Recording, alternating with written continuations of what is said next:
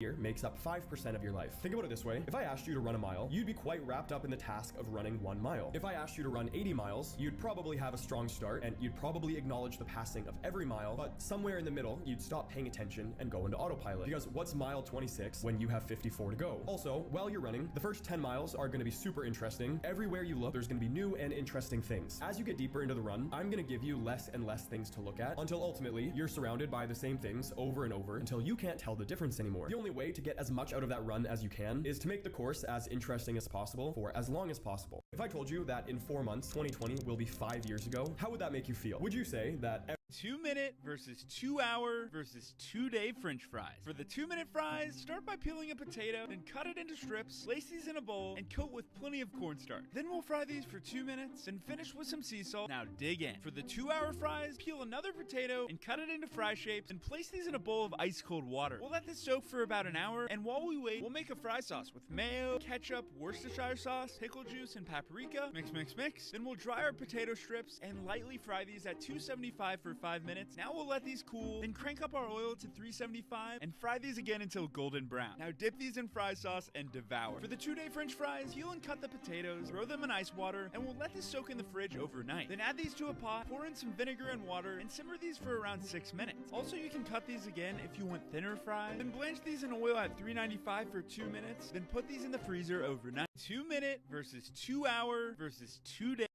Wish death upon me, blood. Life could be a dream. Life could be a dream. What's up, y'all? We just came from Subway. We are trying the new Subway dippers today. Okay, first one on the docket is chicken and cheese with honey mustard. Okay. Alright. Yeah. Oh my god, you'll see that? It's hitting. Dipper number 2. It's got double cheese. Double and cheese. the sauce we're gonna pair it with is the peppercorn ranch. Peppercorn ranch sauce. Bam. Dip. And bam. Thank Right. you, ma'am. Oh my god. Got All that? these sauces are so That good. got an eye roll. That was not good. I'm excited about this last one. We've got pepperoni and cheese. And a Baja Chipotle sauce. You took more than me. That's my Alright, favorite. Your fave? Yeah. What about you? Chicken and cheese, honey mustard sauce, followed by pepperoni. Yeah. And we're double dipping because it's that good. This is so good. Okay? Mind your business. What's up, y'all?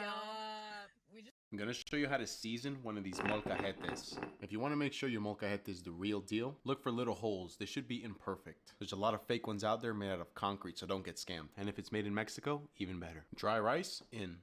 Grinding it until it's very fine. This is the first step. Make sure you get all the way up to the balls. And make sure not to forget the other side of the pestle. We want to season the whole thing. Rinse the first round of rice out and then repeat the process all over again.